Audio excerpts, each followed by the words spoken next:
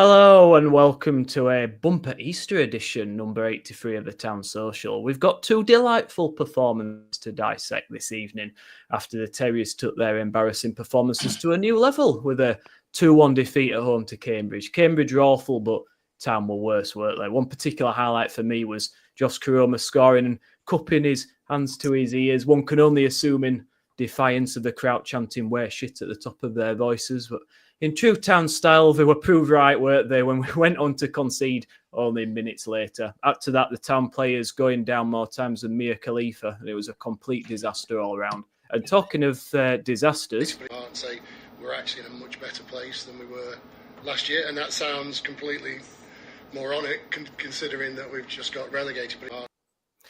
Yeah, Terry and Nigel and co were left relieving themselves as Mark Cartwright was finally relieved of his duties. His reign of terror was abject from start to finish. The only surprise was that it took 11 months too late before he was sacked. The Terriers then travelled to Stockport this afternoon with little to no expectation from the fans. In truth, the away end was about as comfortable as J.K. Rowling at a trans activist rally, as the rain lashed down in front of the fans' faces with fear for the worst. The Terriers started okay, but offered nothing really going forward. Karoma had us believing we could salvage some form of dignity when he scored in the second half, but normal service was soon resumed with us going 2-1 down. It's getting, to be honest, guys, it's getting harder and harder to be asked talking about this team, but we'll do our level best, won't we? We've got no manager, no director of football, no plan, no on-field vision, reported season tickets around 2K, a team that doesn't want to be here with only 2 wins in the last 8, 12 players to replace in summer, and around 40 to 80% rise on season ticket prices next season. Happy Easter, Town fans. Here with me tonight, as ever, is Ian Kilroy, Mr. Gas, K. Tristan, Batley, Kyle, Ian Kilroy. Gentlemen, welcome. Thank you, everybody, for sticking with us. Sorry, we're a little bit late this evening, but it's great to see you all. Stephen Shepherd, evening to you, mate. Dean Ball, Daz2608, Abe R. And I think that's all of you for now. Oh, Ben England as well. Hello to you, mate. So, guys, let's get down to it. If you'd be so kind as to subscribe to our channel, guys, if you haven't already on YouTube and Spotify, that would be amazing. It helps us out massively. If you could share it with like-minded Town fans, that would be amazing as well. And drop us a like as well if you like the show. So let's get straight down to it, guys, and talk about the first disaster, which was Cambridge at home. Guys, I don't honestly, I don't know where to start with it, mate. I mean, look. It was, I want to say a new low, really. I don't want to sound disrespectful to Cambridge, but any team that's down in the bottom, to all intents and purposes, relegated. You went down there, mate. You did a fans reaction video for us. Just describe your thoughts on it, mate, because it was shocking, wasn't it? It really was. Yeah, it was. I think. We were walking down the ground and we saw the team. We were a bit surprised at the selection. Sumo Wan Hog at home against, a team that are struggling. Let's be fair. I think we could have relegated them on the day, couldn't we? I think if we'd have won. But we never looked like winning. I mean, we never looked like scoring. We never really looked interested. I think the whole team, the apathy in the stands quickly washed away onto the pitch and took the players away on a sea of I can't be arseness. And actually, I thought it was a pretty tepid first half. And the second half, I think Neil Harris suddenly realised that we were there for the taking. He clearly come for a point. He was happy with the point. He would have been happy with the point. But I think he realised he could get down the side of our centre halves, and that's what they started to do. And that's where their first goal came from, really. After Ruffles made the error in the Wickham game, he got absolutely manhandled 30 yards into the penalty area. Him and Pearson, after you. I insist. Booted it straight to Brophy, and we were right behind it, weren't we, Glenn? It was, in fairness, it's a top finish. But the bloke had got all the time in the world to take a touch and curl it in. And then, as you're right, out of nowhere, we still looked like we were going to take probably an undeserved point. But when we scored, Harris changed it again. He went 4 up top. They just put a big lad on not long before, number 9. And all of a sudden, we were all at sea again. And the goal again came down our left-hand side. The lad did well, and he pulled it back to a man completely unmarked on the spot. And I know we were down to 10 men, so we were a body light at that point. But to be honest, it was no more than Cambridge deserved on the day. I thought it was a pretty apathetic day, topped off by Bolker breaking himself again, Miller and Ruskin. I mean, I've never known a pair of left backs like them two buggers injured themselves as well. Although I blame Connor for Miller's injury because he went stretching. Connor's going to injure himself here, and then the next thing you know, he's stretching his hamstring, so it's all his fault. But yeah, he were pretty abysmal, and the vitriol at the end wasn't great. Worse in some ways by the recognition and praise that Kachunga got from the town fans, both when he was being substituted and then from the South Stand at the end. I think as I said on that video, Kachunga really is. He just shows us what we're missing. Really, he was a limited player, never the most talented, never the most prolific, but never let himself down, never let us down, and the wankers that played in the blue and white shirt on Friday. Sorry, should take a look at that. Ian, I mean, I thought we started okay from our standards, which isn't high, but I thought we started reasonably well in that first half. But as the half wore on, it got gradually more boring, limited chances, more even. And then second half, I just never thought we were going to win this game. I don't know. There's just something about it. And that first goal, mate, from a tactical point of view, it's abysmal. It's a long ball over the top. It goes into box and then two players go for it. There's no communication there. It's kind of just desperately kicked out straight to their player. And it's a decent finish, but he's got all the time in the world to pick his spot. From a defensive point of view, Ian, again, we concede so many of these type of goals this season. It's just not good enough, is it? It's really, really poor defending. I see two big issues when it comes to Town and defensive work. The first one is there's no art, there's no fight, there's no battle, there's nothing. If anyone's running at them, they're shitting themselves. They don't want to get involved. Guys aren't risking, and it is risking injuries. When you're having it's a contact sport, and when someone's running at you, if you stick a leg out, there's a chance you're going to get hurt. And in moments this season, at Burton especially, how many times against Burton did they run at us and we didn't want to get involved? We just didn't fancy it. We just wanted to stand up and hopefully they'd make an error. We're like that over and over again. So that's the first issue. There's no fight for me. But secondly, there's just no communication. There's no communication whatsoever. And there were, is it Pearson and Ruffles? Is that what the two of them were at that point? I think who could have got rid of it. Yeah. They're just not talking, and that's what Town are this season. Or it's kind of turned into that now, where we're a team of individuals playing for contracts either elsewhere next year or opportunities elsewhere next year. They're not playing as a team. This team does not play as a team. It's not the right word to call it. We're a club of individuals nowadays, and it's happened since Duff's left. I think before then he were holding it together pretty well, and unfortunately for Worthy, he's shown himself to be the inexperienced manager that he is. He's nothing against him. He's not done it before, right? But the lads are kind of taking the piss a bit, I think, now. When you're looking at moments in games, there's these individual errors creeping in. And like you say, you're looking at the game, even today, I know it's jumping a long way ahead. You can see the players are happy with each other. You can see the players falling out with each other. And again, at Burton, potentially with Taylor in the stands for a moment. And this is happening every single game. It's a circus. We were texting the WhatsApp group earlier on. It's like, general Town games have been recently 30 minutes, not bad, 60 minutes circus, and it develops more into a circus as the game goes on. Today was a little bit different, but Cambridge, the first 30 minutes to me, boys, I thought we were okay. And what that was is down to Bolker. Defensively, I think he's awful. I think he's actually nearly embarrassing to call him a centre-back playing in League One, because physicality-wise, he's not, and it's nothing to do with his size, because he's a big bloke, but he doesn't play big. He plays as kind of a small ball playing centre-back. And to be fair, if you have one of them, it can help you play through midfield. We were playing some really nice triangles for the first 30 minutes, and you were trying to. Ben Wiles came in a little bit narrower to the 10 role, and Charles, to be fair to him, kept coming pretty short as well. And what that meant was Bolker would walk it out and play it into somebody's feet, would try and turn the corner through Evans and play forward, and it worked in patches. It's not fantastic. It's not great. That's not me sitting here saying we should be 3-0 up, we should have battered them. No. It was just better in midfield than it has been over the last few games. And then Bolker does what Bolker does, falls over, injures himself, and he's going to be out for a long while. And as soon as that happened, the game changed. The game changed from that moment out, because we were back to Matty Pearson getting it and pinging it as far forward as we could, as quickly as we could. And that's when the entire game shifted.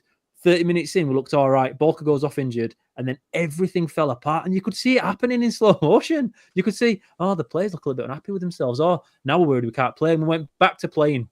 Burton was the same. We played as like a big circle where your strikers are here, your wingers and wing backs are really wide, and your defence are deep. And there's nobody in that midfield at all.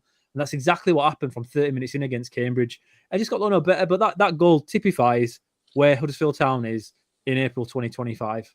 And you've got to remember, we went 16 games, whatever it was, unbeaten. We started with the best start I think we've had at this level ever. Is that right? We had like so many wins in the first 10, 15 games or something. We were only third. I don't think we were top 2 at that point. But again, we started so well.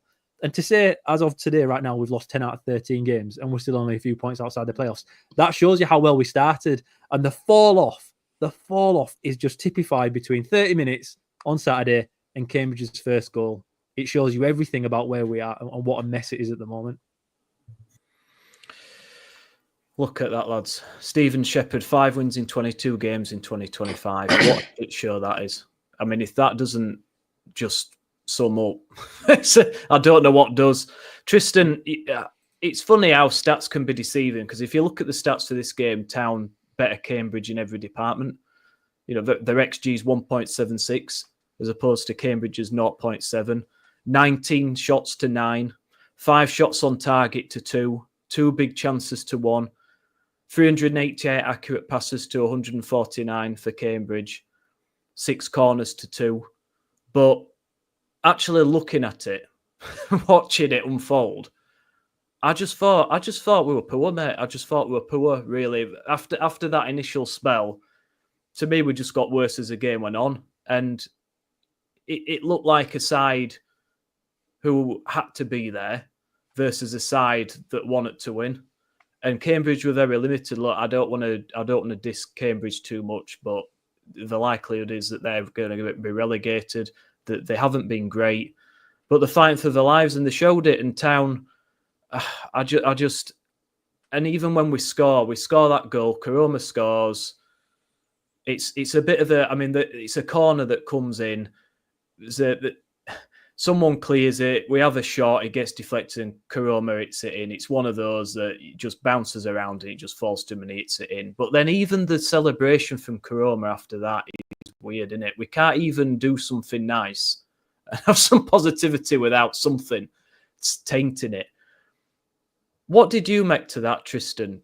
You know, seeing this kind of thing, because it's sad, isn't it? From where we were in the Prem, you know, walking down memory lane, seeing that with the Tom Ince goal last weekend in the Prem and all the togetherness that we've had in past seasons, where the connection between the manager and the fans and the team and the fans, and to this now, it must be sad, mate, mustn't it, watching that? Yeah, it were a strange one as well, that Karoma, because, you know, out of this squad, Karoma's probably one of them that comes out of it pretty well. You know, the fans don't criticise Karoma that much. There ain't much online that criticises him. You know, there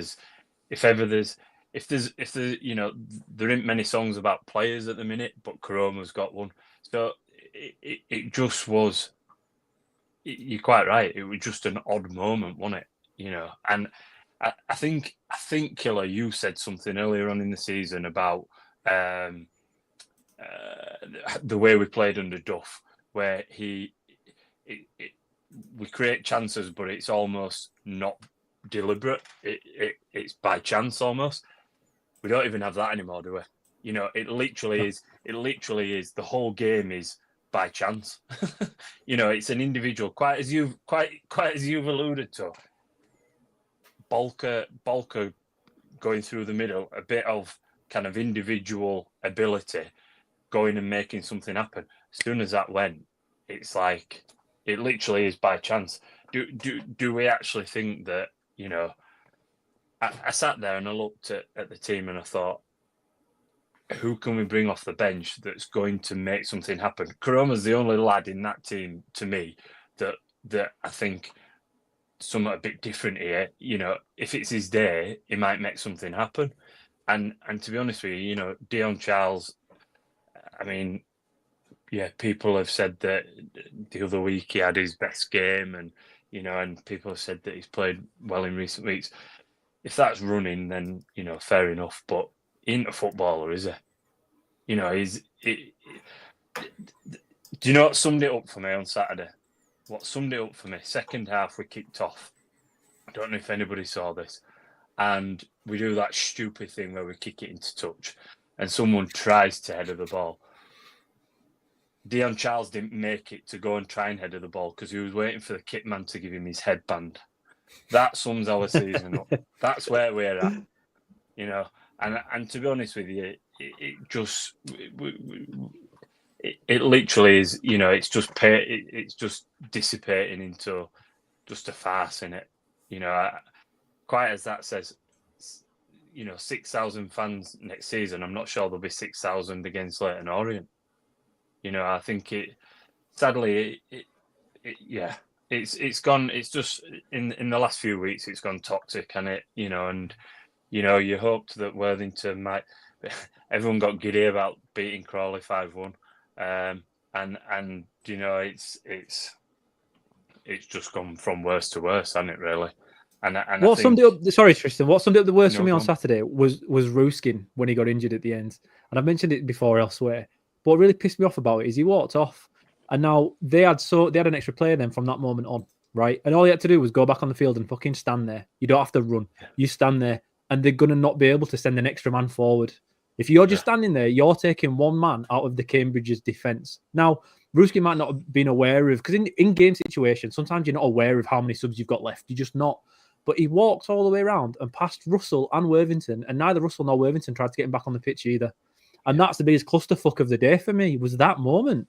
In that, just get him back on and get him standing there. Miller was in the same issue, like you said, like we mentioned, Gaz. He was injured, and he realised he couldn't go off because we didn't have enough, and he stayed on and he hobbled around, and he was at fault for the second goal. He couldn't get out fast enough to stop the crossbar, but at least he stayed there. But with Ruskin, he walked off, and nobody else kind of realised what the situation was to get him back on. And now this isn't me having a shot at Ruskin, because again, when you're in those moments, but nobody had the awareness of just to say, right, get him back on, get him standing up top. And they've just disappeared. Michael Duff would have had him standing on that field because he's an experienced manager that's been there, done that for however many games. What, 600 games did he play for Burnley? Something ridiculous. It was so many games he played. We didn't have that. Nobody there takes the team and says, right, we need to make these little individual improvements, individual tactics, because overall it makes a massive difference. There's nothing. There's absolutely nothing. If it is a headband, I didn't even notice that, Tristan. And if I had, I'd have gone mental about that myself as well, to be totally honest. But there's just these little tiny things that have suddenly disappeared, and now that is down to the players and the management. It's as simple as that. The fact we've had no real change in direction since Duff's gone, really, it tells you everything you need to know for me. Worthy's managed now. Is it 8 games? I think he's won 9 twice. Games. Yeah, he scored 9 goals, 5 of which he scored in his first fucking game. So, you know, we're not even scoring a goal a game on you know, Worthy ball. And I, you know, I've been quite disappointed in him, really, because he's making me start to worry. He's part of the problem, that nobody in the club is everybody in the club is afraid to say what they're really thinking. Now, maybe he'll change that when Cartwright's gone, but you know, they're good lads and they're trying. They're fucking not. Somebody needs to be telling him, and I think that's my biggest worry, is that Worthy has had zero effect on the team. Don't really know what Cartwright, Edwards, and Kevin Nagle expected Worthy to do. Well, they clearly expected him to get back in the playoffs. They thought that, you know, all of this, well, the lads like him and it'll all be fine, and he knows the club and all of that nonsense, and it's backfired massively on us. Because I can guarantee you, on those 8 games, Duff wouldn't have lost 6 of them. He fucking wouldn't. So we would be in the playoffs, or really, really close. And just to add to that, Gaz, as well, you've got someone like Matty Pearson, who probably, you know, who's a senior pro in the team, who I think possibly played with Worthington at Halifax. Very clear that he has a decent relationship with him. And, you know, there doesn't seem to be someone in the changing room kicking people up arse, does there? You know, you'd think you'd do that for a mate, wouldn't you? But they're just gone, aren't they? There were a point in second half, I think it was when they'd scored again, and there were a bloke playing hell with the dugout. He was shouting his head off at dugout, and this summed it up. You know, the stewards went to escort him out, and folk were shouting, "Make him stay." so there you go. You've got to laugh, haven't you? Because otherwise you'd cry, wouldn't you? Nothing else to do. It's, I think, Stephen Shepherd they're on the beach. I think I agree, mate. I think the problem is, when you tell half the squad they're going, we're not renewing your contract, which I can only assume has happened because they just don't look asked, they just don't look interested. I mean, what idiot says that? In a run-in when you're trying to get in playoffs, we're not going to renew any of your contracts. Well, they're not going to be busting a gut, getting injuries. I mean, we get injuries anyway, but they're not going to be going above and beyond risking getting a long-term injury when they've probably got another club already lined up. It's absolute madness, that. So now we're going to games. Fans, we're going to Stockport. Sold out away end. Folk travelling, paying money, watching, and knowing that the team's probably just not going to turn up. It's disgusting, really. It's just not what you want from your football club, is it? It's not what we associate with Huddersfield Town, but unfortunately this season, certainly this year, I mean, our home form has been absolutely diabolical. I was trying to work it out with the new season ticket prices, and if you sit where I sit in the Riverside lower, judging by the number of goals we've scored so far, if you extrapolate that out across the season, it equates to around £20 per goal that we're going to be paying to witness. £20 a goal.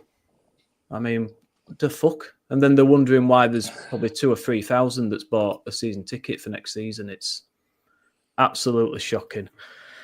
But anyway, so Cambridge, been and gone. I mean, it was typical, wasn't it? You got, Karoma said, and then 2-3 minutes later, Cambridge run up the other end, bang one in, 2-1. Thoroughly deserved because they went all out, didn't they? And you're right, it is toxic. It is. It's not very nice. There's things going out on social media saying that the fans hate the players hate the fans, and there was only one thing that could have happened, and that was for Mark Cartwright to go. I think we'll talk about that first because it's obviously happened before the Stockport game. I don't wish the bloke any harm, personally, or any ill whatsoever. I don't know the bloke, but purely from a working point of view, looking at what we've produced, pretty much every area of the team since he's taken over has regressed. We look 10 times worse in every aspect since he's taken over. Now, some of the behind the scenes stuff we don't really see. I get that. So I'm sure there will be some bits in there, but purely from a spectator point of view, what we're seeing on that pitch, it's shocking. And there was only Gaz. I mean, there was no other. I'm just surprised it took as long as it did, mate, to be honest. To the point where I didn't think he were going to go because I thought he would have gone when Duff went, but he's gone, mate. What are your thoughts? Well, I think I said the other week, I wouldn't have been surprised if he'd have started next season. Honestly, I wouldn't. He seemed so well entrenched. We talked about his not just his performance, but behaviours and alleged behaviours in games and being fans off and offering him out of the car park. And clearly in Kev's diary, he was implying that the guy his family were getting none of that. Nobody wants any of that. The reality is, as you rightly say, Nick, we got relegated. We've now lost 18 games this season. It's only one less lost. We've only lost one game less than we did last season when we got relegated out of Championship. So, his position was completely untenable. And then that's before you then go into some of the contracts we've given people, some of the injury-prone players we've signed, and the manager debacles. It's not a great surprise that at some point somebody had to pay the price. My worry really is that I don't know if Kevin thinks that's enough to just get the season ticket sales to bounce. I guess he'll have found out in the last couple of days that probably isn't the case.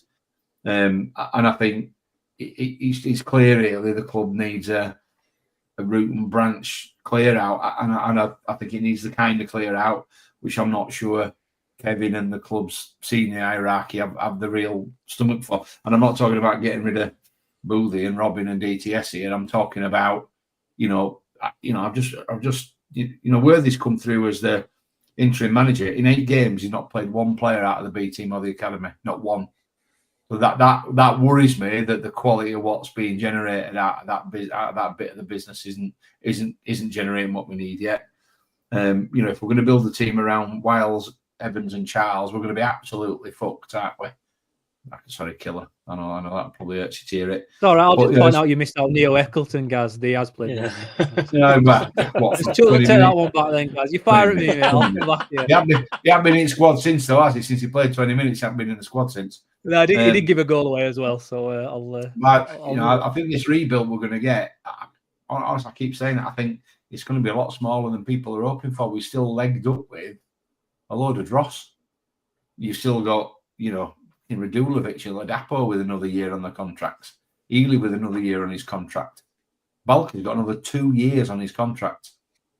2 years. If he plays another 20 games while he's got in that 2 years, I'll eat me out. I think, and when you look at these contracts expiring, I keep seeing people say, well, we should be offering Hogg a coaching role. What the fuck for? He's clearly got no respect from them wankers in the dressing room at the minute, have they? Because if they did, he'd be getting right into them and they'd be fucking doing a lot better than they are. They take no notice of him now. When he shouts and balls on the pitch, they're just completely blanking. They're not interested. Or argue back. They're not, oh yeah, exactly. I think I saw a post on Twitter, I don't know what it was, said, the Hogg we've got today isn't the Hogg of the Wagner era of 17-18. And the right is gone, and if they want to be sentimental, then stick him in the academy. But there's no room for Hogg in our first team squad. So I think I'm glad he's gone. I think it's another thing cleared up. I think Jake Edwards has dodged a bullet. I'm not entirely sure how he's not taken a proportion of the blame for what's gone on. People say, Mark Cartwright signed the players. He'll have signed off on every single one of them. And he brought Mark Cartwright in.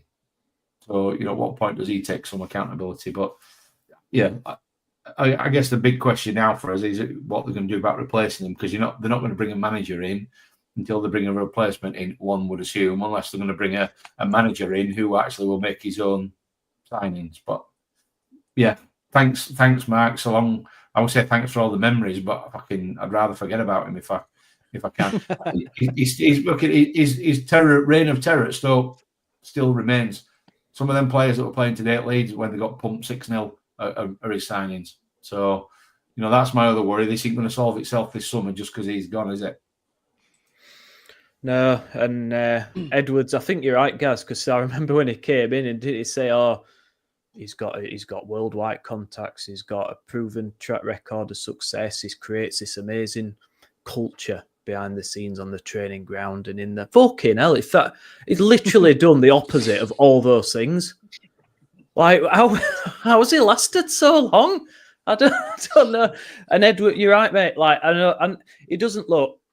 Edwards is a pencil pusher, his main job is to deal with contracts, things behind the scenes, stadium takeover, shirt contract, that sponsoring and that kind of stuff, which is fair enough. But he brought him in, and you're right, someone's got to be accountable for every decision, and they both had to be re-interviewed, didn't they, for their own job, which was just weird in itself. But if Mark Cartwright's gone, surely the next neck on the block's got to be Edwards if things don't improve. I mean, this next manager appointment's obviously massive, and director of football. It's. But look at where we are at the moment. We've got neither. We've got absolutely no plan. We're going into a summer where a lot of these contracts were already sorted by now. A lot of these players have already been approached. Pre-contract agreements. So where are we? Have we got some of those? Are we going to start from scratch? Because we've now got new people coming in, but then we're going to be behind other clubs. It's just a mess, isn't it? It's just a mess. And Ian, I'm ranting a bit again, mate, but I'm just a bit worried. I'm just a bit worried now. Like it all seems a massive mess, and I think Cartwright, to me, he should have gone last year, mate. He shouldn't have been allowed to continue into this season. I hope, Nick, we've got no one that we're after at the moment because everything we signed for the last 2 years has been shite. Honestly, if we've got any transfer targets as of today, I'd rip it up, I'd throw them away, and I'd start again from scratch. I don't care about how behind we are because honestly, I'm sat here now thinking, could Mark Cartwright have done a worse job? Could he have signed worse players? I'm struggling. I'm genuinely in a realistic situation without being ridiculous. I would struggle to think anyone could sign worse players than what we've actually ended up with. And I'm with you, Nick. We have regressed in every single department, from goalkeeper, defenders, midfielders to attackers, right? And we lost 52 million or whatever Kevin reckons he's put into it in the meantime doing it. Under Mark Cartwright signing these players. And if it's not just Mark Cartwright and it's your guys beneath him, the scouts, and up from there in that transfer committee that always gets rolled out every now and again. If Jake Edwards, who also played football, I'm pretty sure there's an opinion there flying about. We can't sit here and pretend he's just CEO or he hasn't got any say when it comes to signing off on players.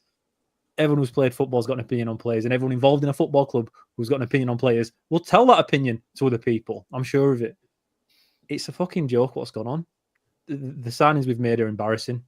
We've brought in players that other teams deem not necessary anymore. We've not really gone out and bought somebody who's been a star at a club, and we've thought they're great there. They'll come and do a good job here. We think we're better than everybody else, or we've thought over the last couple of years we're smarter than everybody else.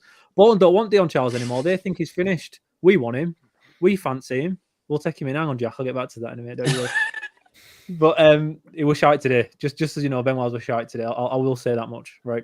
I will say this much. But no, Cartwright, he couldn't have done a worse job. Professionally, he might be great in the club, but the stuff we've heard and we've seen, such as not turning up to a open Q&A and Michael Duff having to step up instead, and then him getting sacked 2 weeks later or 3 weeks later, whatever it was, after he covered for him. So the V's and that apparently happened. I'm not saying it definitely did. Of course, that's still subjective. But there's so many things that have just been off, but nothing will ever beat the Joe Taylor signing video. And now, no matter how good of a player Joe Taylor becomes, it will always be remembered for Mark Cartwright bringing him in like he's Lionel Messi joining into Miami, whatever it is. That's how it felt. It was ridiculous. It was the best video, as somebody mentioned, since Mark Devlin did the tour of the cryo chambers at Canalside once we opened that up after the renovations. But no, we have signed Ross, and we've signed players so bad on such good contracts. I don't think we can sell them quickly. I don't think there's a quick out here. This isn't like when we got relegated from the Premier League and you've got an Egyptian superstar, so you can kind of loan him out and recoup a bit of money there. It's not like that. It's not like when you get Steve Mooney, and I know we had him free in the Championship, but again, international footballer, scored a few goals in the Premier League. You can kind of offload him somewhere. It's not like that. We've got Bojan Radulovic, who looked like he never played football before for quite a period of time with us. We've got Fred Ladapo again, somebody else. Nobody else thought he could do a job anymore. Charlton thought he were awful last year, but we thought we could get something out of him. Got another year of him.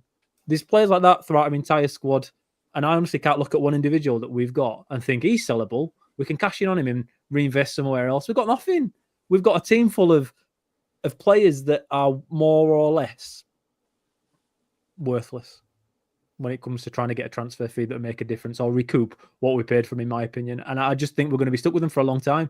And that's why this isn't just a one-year job. And this is why I don't really mind so much how many transfer targets we have as of today, because I don't think next year can be too successful based upon how bad it is right now, the players we have under contract right now, and how late it's going to be for a new director of football to come in and get guys ready for next season. And that's why I'm really, really worried, because anybody that does come in, it's not just, they just don't have a list of 10 players, right? They think, oh, wherever I go, I'm going to bring those in. Because what you have to do is you have to go to a club, you have to look at the system that they're playing already, the players that they already have, and then look at the players who fit with the guys that they still have and how they make them better as a team. It's this joined up thinking which seems fucking Town don't understand that's how it works, it seems. They don't understand. They don't think that way. They go out and get, he's best player at that club, or he's available and he might be all right. Let's bring him in and see what he can do. Let's try and figure him in somewhere. There's no strategy. There's nothing. And that's the most important piece right now. I honestly don't think Cartwright could have put us in a worse position than we find ourselves in today. Or Cartwright and everybody else involved with the decisions that Cartwright, we believe, made. It's an absolute joke. This is where we're at. Tristan, I mean, have you all else to add on it, mate? I'm assuming you're not a massive fan as well, but no, and I think probably, I mean, I said it, I think a few weeks ago, You know, it ain't just the playing side of it, is it? You know, the medical and the physio department is a complete and utter mess. You know, and it just it's beggars belief. Yeah, okay. You know, there's probably something going on.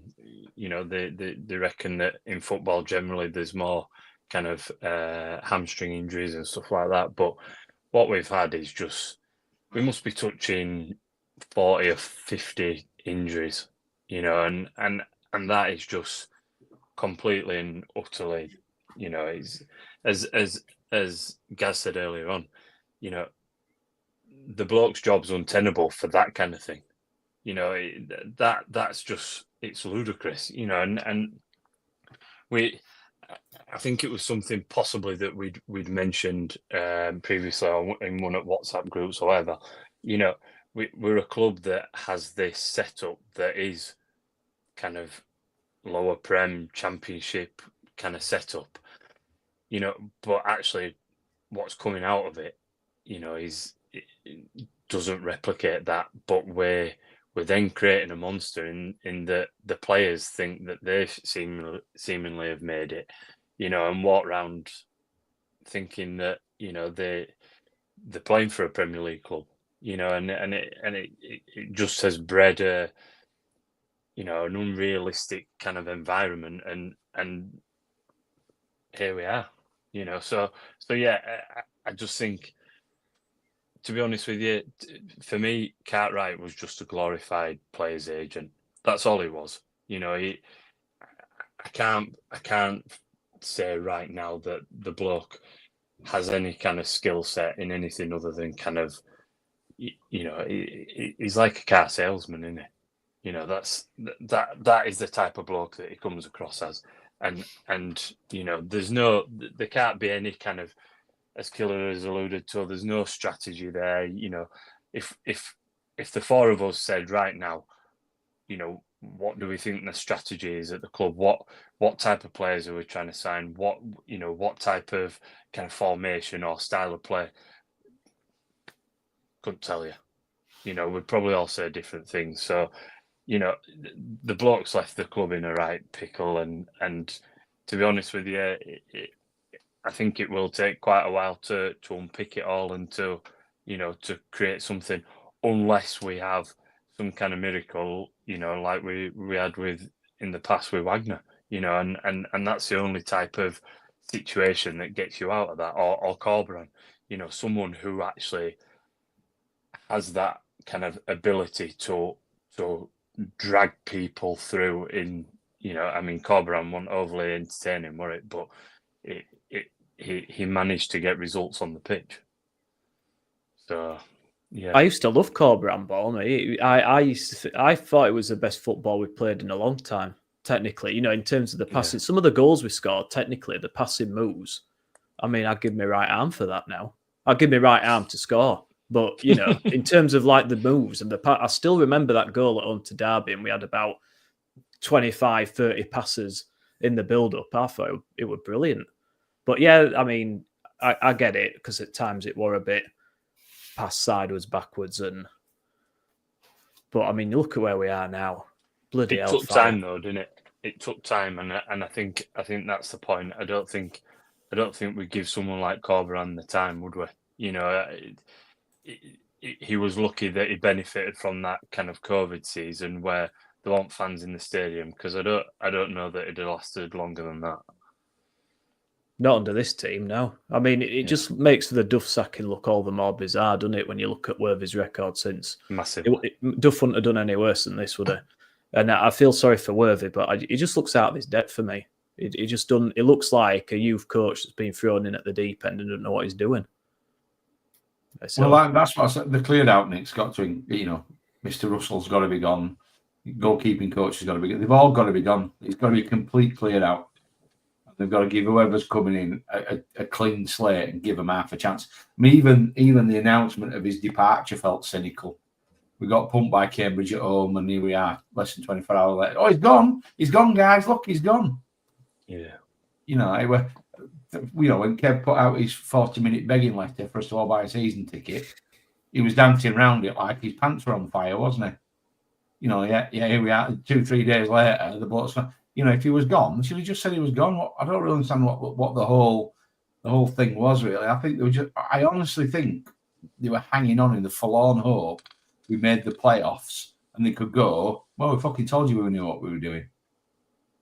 Honestly, I thought that's what I think they were hanging on for. But the Cambridge defeat made it completely impossible to complete that loop. Even Kevin must have realised playoffs have gone now. But he felt cynical. Well, it would just... I didn't like when he said about, please don't boycott your tickets and what. But people can't afford, Kev. It's not a case for some boycotting it. That some people just can't afford the prices. And when you're looking at what we've got on the pitch at the moment, what thing could we cling to now as fans at this moment in time that's going to sell us those season tickets? What reason have we got as fans to buy a season ticket right now? We've got a team of players that don't give a fuck. We've got no director of football, therefore no vision on the pitch, no style. We've got no manager, so we don't know who to get behind. We've got loads of players leaving that we don't know if we even got enough money to be able to replace. What have we got? What have we got to hook us in and pay that extra 70% on top of what we've spent last season? I don't. It's boycott. Well, okay, but you show us a reason to buy those tickets then, and just saying we've got rid of Mark Cartwright when we should have got rid of him last year isn't really a reason. And, people just can't afford it, mate. Like there's, and he should know. I mean, he didn't come from any money. There's people that have to decide whether to do that or take the kids off somewhere or, put food on the table or it's not as simple as fans are boycotting. It's sometimes you've got to make a sensible decision on whether it's worth it or not. And I'm sorry, but what we've seen, I mean, I just said it there, £20 per goal at home. Why? Lads, can you come up with a reason? Why should we buy other than we love this football club, which you could say whatever, but other than that, what logical reason is there for us all to go out now, rush and buy our season tickets for next season? You don't have to queue to get into H-Town anymore. You can get in there before and after game without queuing. That's quite nice, isn't it? That's all right.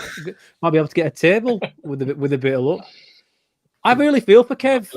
I feel for Kev because I think he's a genuine bloke. I think he's quite nice when you meet him. I think as an owner, we could do a lot worse. Just as an owner, I'm not saying the people he employs, but as an owner, again, I'm sat here with my Sacramento shirt that I got off him. Where is it? There in my HSA capacity role, which I probably should not have done. But he gave us a free shirt when he came in, and that's there. I like him. He's really nice, right? I don't know what he's like as a boss. Maybe it's a bit different. If you work for town, maybe that's a different thing entirely. But for me, he's a nice guy. He's putting in money. The stadium has never looked better. We know that. But the problem is that doesn't get people to the stadium. It's an extra. It's not the main event, is it? It's just a nicer surround that you're eating in. I'd go to a shit looking restaurant if the food's banging. I don't care what the restaurant looks like. And football's a bit like that. If the football's banging, we'll all be there watching it. Don't matter how shit the stadium is. If the football's shit and the stadium's great, in America it might work, but in England it does not. It doesn't. That's one of the biggest issues, I think. But sorry, guys. No, you're not. Sorry. Have you finished, mate? Yeah, go on. You crack on. All I was going to say, I think there'll be, I think there will be people who will renew. Certainly, those who can afford the discretionary spend. Probably, there'll be those that are blind loyal and they always will renew. Probably like me, actually. But there'll be those where it's discretionary, won't they? Where they'll renew this year, won't they? But the problem you're going to have is there's a lot of people in the discretionary bracket who, if it doesn't improve this year, certainly won't renew next year. So they're going to see a big drop this year. And honestly, if it's as bad as it's been this year, it could be another big drop in the following year. They could be back below 5,000 season tickets again. Oh, the thing is, I don't like the word boycott that you use because boycott, it's like it's a decision to boycott. It's like it's a protest, isn't it? That's a boycott. It's a protest. And now if Cowshed Loyal lot go or not because of the prices, that's a boycott. I think fans like that, the guys that go to every away game, and I don't just mean Cowshed Loyal, a lot of the people, we go to a lot of away games between us, and if we didn't go, that's a boycott. But and now this is strange. I don't know if everybody like this, but we're not the fans that matter because we're stupid enough that it'll get to July and we'll be there. We'll go to the games next season. And even if we go to get a season ticket, we'll probably still pay quite a bit walk up, and it'll be equivalent to what this year's season ticket prices were. So I actually don't think fans like us are the biggest issue when it comes to the club losing money. The problem is it's the fans that have got a season ticket this year because they could be bothered, but the football's that shite that they won't be bothered to get one next year, and you won't be able to get them back no matter how many diaries that you do. That's the issue. The floating fan is more important to the club than we are.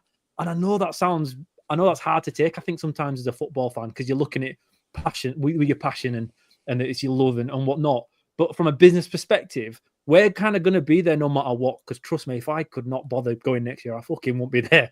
But I can't help it. I have to be there. I enjoy doing this with you guys. I enjoy the beers in the shit pub beforehand at Burton, and then going to a miserable game and watching all the aggression from the fans, and then leaving for the 2-hour drive home afterwards thinking, fuck have I done that for? And then getting offered a ticket for today, but I can't because I've made arrangements. I'm like, oh, fuck's it. Why have I done that? I should have known I'd wanted to go to Stockport on the day, even in the rain, behind the goal, in an awful game that ended miserably. I still wanted to be there, and we'll always be there. It's not us. It's the families that take 2-3 kids, and now the prices have gone up, and they're like, no, I can't be bothered. It's too expensive. That's not boycotting. That's not boycotting. It's reading the market incorrectly. And unfortunately, I think that's what's gone on. I just hope the club realise that. And I don't know if they do. I don't know if they get that. I still think they think it's an active thing, and that a couple of guys with the Cartwright out banner. And I understand that. And I'm not saying I personally support it because I'd never do it myself, but I understand that. But that's not everybody. And they're not the people that the club need to worry about losing, really, because I think most of us are easy to come back because we're through and through. It's the other ones that they're missing. And I just hope they sort that out, because if they don't, they're really, really hard to get back in. It's just really hard when the football's so shit. I don't know what the answer is, but I feel for Kevin, because he has put his money into our club. He didn't have to do it. And I already don't think he's ever going to get what he's put in now back, no matter what happens. It's a lot of money to recoup back from a League One football club. So I just hope they can work it out and figure it out soon enough. But it's not a boycott. It's not a boycott yet. I'm not saying it won't happen at one point, but as of now, it's not a boycott. Do you reckon, Killer, that Hoyle's kind of been in touch with him, or that Kev's spoken to Hoyle? Do you think that'll change? Do you think that, that what you've just explained there, do you think Hoyle is in tune with that? Do you think he will get that and try and explain that? I hope so. I honestly, I think nothing could be better than Kevin speaking to Dean and seeing what, because no one understands Town fans as well as Dean Hoyle did. I just wish we had a mixture of Dean Hoyle, Phil, because there are some positives with Phil. Honestly, I had a discussion with him afterwards via Twitter and on what he thought the best way to run the football club was, and I agree with it entirely, which was B-team model, because our academy where we are, it's tough, but you can go out, get your guys that are leaving Man City at 20, 21, people like Tommy Smith, those kind of guys, bring them in, put them in a B team, develop them for a couple of years, see how they go. John Russell, another one. I know it didn't work out too well there, but we've totally gone away from that. An amalgamation of all three. Kev's money, Dean's brains, but Phil's idea of running a football club second team. That's the way to go. I just thought Kev can talk to Dean and get some sort of perspective of depth of Huddersfield Town fans, because we aren't like everybody else. You can come in, you can look at the detail, but it's not about stats, is it, with us? It's not about research. It's about knowing us. We are different people. We're a strange bunch. We're a strange, loyal bunch in weird ways. As long as you're honest with us, we'll accept shit football, but you have to just get us, and you have to fight at least, even if we're not the best individual footballers. Fans will get behind that. Dean Hoyle knew that better than anybody. He knew exactly how to play us, didn't he? He knew us. Hopefully, Kev can just learn from that. But the problem is, guys, successful businessmen don't like listening to other people. That's generally not something that they do too much when it comes to this kind of thing, because they're all in competition with each other. So I think you're asking for something, or we're hoping for something there that's probably not too likely, unless the shit has hit the fan, which maybe it has. Maybe it's got to that moment. But he don't mind listening to consultants, though, Killer. He's pumping tens and tens of thousands of pounds into consultants' pocket. Is Kev via Jake? So if he is listening to Dean, one thing Dean does tell him is start listening to the fans group. If he'd have listened to the feedback from HTSA on season tickets, we wouldn't be having this conversation, would we? About people potentially boycotting. It would have all been done, and it would have been a sensible rise, and everybody would have been happy. But instead, he paid umpty tens of thousands of pounds. I'm sure most of us work with consultants at some point in our lives. They've touched most people who work in any kind of job these days. Most of them don't know what they're doing, and they get paid a fucking fortune for it. So, you know, if Dean's teaching him anything, it's got to be he needs to listen a bit close. And I don't mean the fucking loon balls like me and Terry and Nigel on Twitter. I mean real town fans, real people. And I know he does his chairman lunches, but they're carefully hand selected. The people that attend those. That's why you got in, Killer. You know, that's why I've never been invited, mate. I mean, no me, Nick. No me, Nick. No me. I ain't been to an afternoon. I've not been to one of them. I went as an elected individual from HCSA, Gaz. I earned that right. I wasn't gifted it. It was earned. Mate, honestly, whatever helps you sleep at night, mate, you keep telling yourself that. Honestly, but no, I was joking about. You know, it is. I mean, Terry Jack's made a really good point there, and I think that's my point. Really, is you know, there's ways to engage with fans and the fans networks and fan supporters, and take really good ideas. Pleasing us isn't ideal. That's where we end up sacking Michael Duff because he thinks that's what the fans wanted, and some people did. But how's that worked out? 6 people on down at the Mac thought we should keep Ollie Turton. So, you know, it tells you everything you need to know about that, doesn't it? I like Kev. I've got to be honest. I like his passion. I can see his vision, what he's trying to do. All right. So, you know, I wasn't having a go at him per se. It was like you said, Ian, it was just this boycott word that I wasn't really in agreement with, because to me, it's not a boycott. It's a genuine decision the fans are making based on what they're seeing, and what they're seeing isn't good enough. And just because you love the football club, £400, that's a lot of money, especially around Huddersfield, where the average salary is probably about 20 grand less than.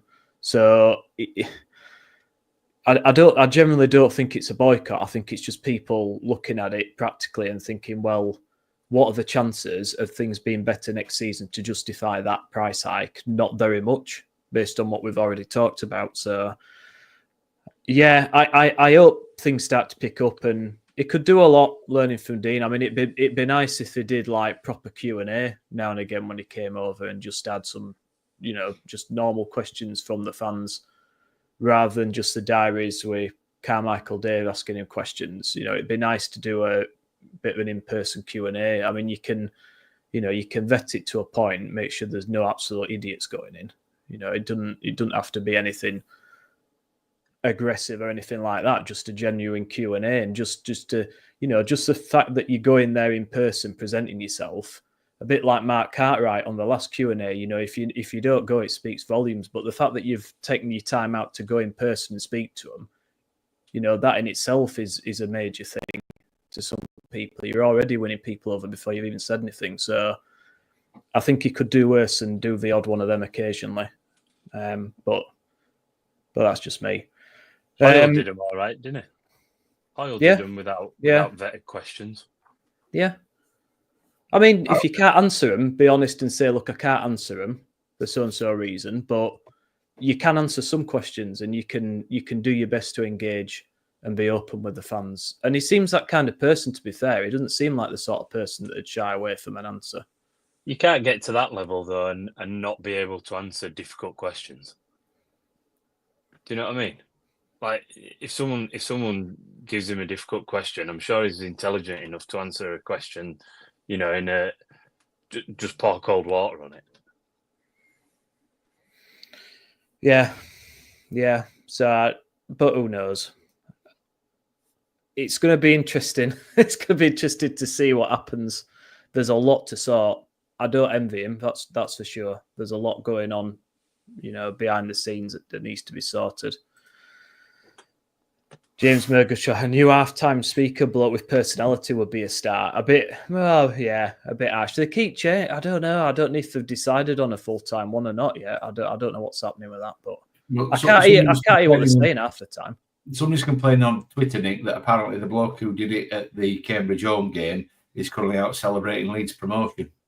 Oh, really? Oh, I'm only reading a tweet. I don't know who it was that put it. He's a Leeds fan. Right.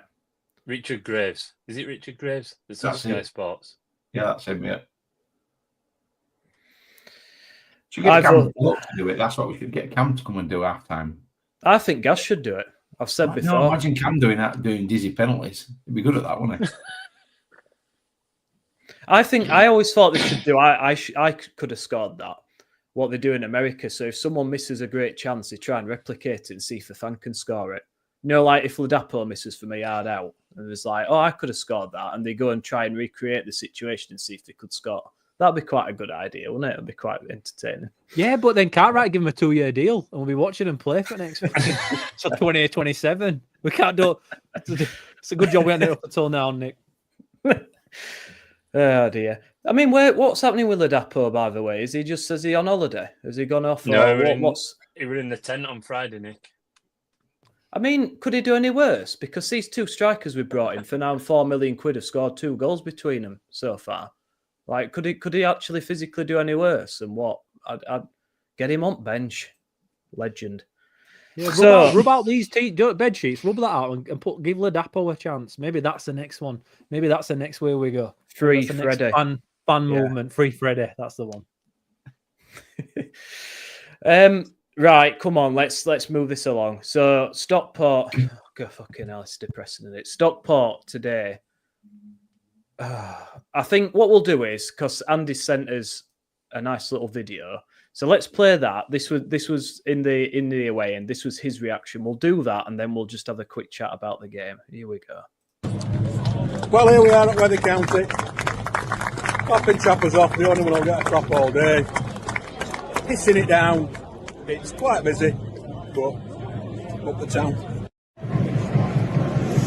I have to say, this is possibly the most depressing away end I've ever been in my life. Absolutely chucking it down. Everybody's walking around with faces like wet weekends, which is exactly what it is. This is going to be tremendous. Can't wait. In that number, oh, when the town go marching in. Oh, when the town. Oh, when the town go marching in. Go marching in. Oh, when the town go marching in. I want to be in that number. I need something. Blue and white army. Come on, the young lads. Blue and white army. Stadium.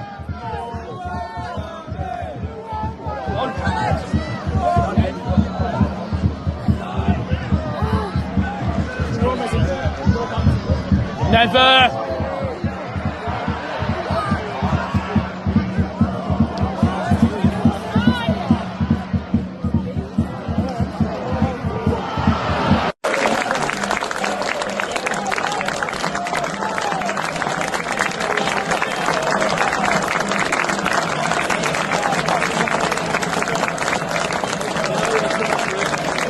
Only just got over halfway line.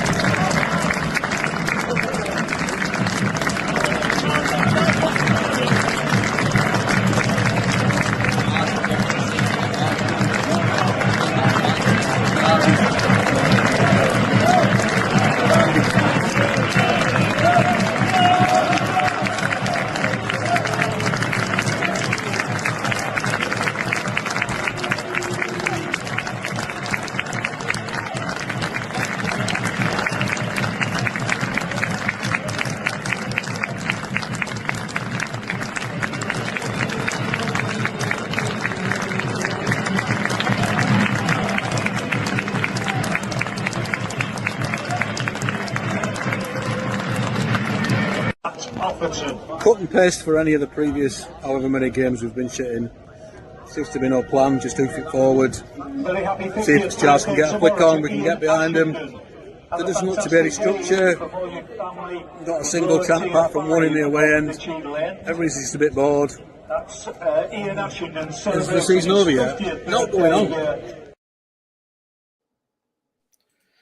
Andy, that were you shouting, mate. Don't pretend it was bloke in front. I knew I recognised that voice somewhere. You're all failures. Fantastic. It's real harmony between the fans and the players. That's what you like to see in it. Look, again, packed out away end in awful conditions, certainly at the beginning of the game. It was always going to be tough at Stockport, and the performance was slightly better.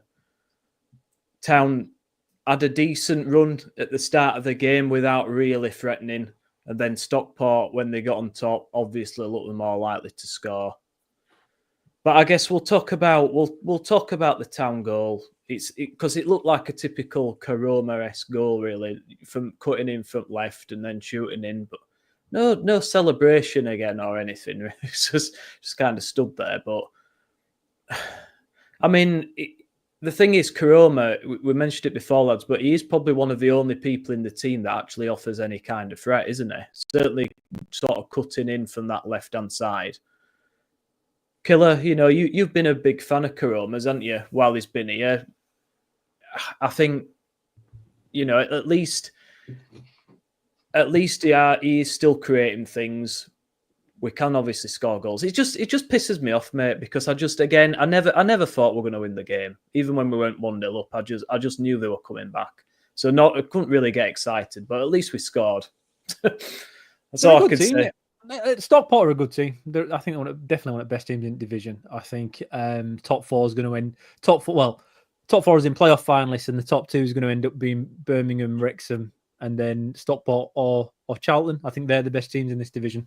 I think Wickham have absolutely fallen away. Reading midfield's fantastic, but bar that, I don't think they're any great anywhere else. Although they're all right. Centre back, they've got a young Kiwi lad who's all right.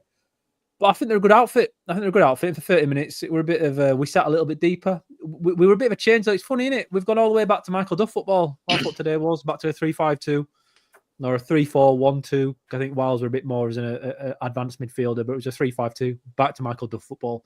After all this worthy ball, new football, let's have a go. We've gone right back to the system that we're designed to play, but not with the coach that designed the tactic that we played with today. That's full circle moment today. It's taken, 8-9 games? Is that right? Is that Worthy's tenure? And that's where we find ourselves, but we looked all right. We didn't really threaten too much. I still don't like Evans and Wiles in the same team. I think we looked a little bit aggressive. I thought Kasuma was a right wing back, was poor. I thought he looked a little bit out of place when you're looking at individual performances. But we started all right. But we've always started all right. We start fine because when you start fine, you're fresh, you have hope. And it's the things that happen in games that generally removes that hope. But we were okay. Karoma, for me, he's still one of the best. He's not a striker, right?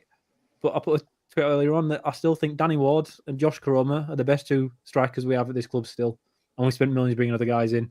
But when you're looking at guys that create moments, that create things out of nothing, that play the way I think you have to play in League One, they're the guys that we have. And Karoma, he's in the right position at the right moments and scores goals. He won us a game at Shrewsbury earlier in the season that we had no real right to win, that we weren't great. But again, he had two chances. He missed the first one. Second one, a tough one. He put it away to win the game on a very cold Tuesday night down there, to be fair. But that's Karoma for you. There's weaknesses in his game. He drifts in and out. But when he's given an opportunity, he scores. Ruskin kind of was given it for a few games, and it worked against Crawley, against awful opposition. But every other game after that, I thought Ruskin was pretty poor. Whereas with Karoma, in those moments, and he should have scored early today, shouldn't he? He missed an easier chance probably earlier on. But it's just one of those guys. You've got to play certain players like that in your team. You can't have 11 of them because it doesn't work. But when you have one or two in the team, it gives you chances in games you don't really have the right to win. Today, I thought we put in a performance up until Karoma scoring that was okay away from home. I can't really pick any of it apart because we didn't do too much. We kind of gifted Stockport the ball. They had more chances, more possession, without really creating too much. And it's funny though, isn't it? Because that's how we've generally played. Under Michael Duff, that's kind of what we were. We might have had more possession, but without creating anything. And Stockport didn't look fantastic, just looked like a better team that were being restricted by a solid other team in town. And I like Karoma. I do. I really, really like him. And I feel for him a little bit in that it's very strange. Both managers this year, Worthy and Duff, have, for some reason, in moments, moved certain players out, thinking they're the problem. But it's always the guys that, like Callum Marshall, for example. Okay, so something happened today that we'll talk about later on. he was in form. He was probably our best player when we decided not to play him at all. And these things have happened throughout this entire season. And Karoma's been another guy. And he looks to me when I see him now, before today, he looks pissed off.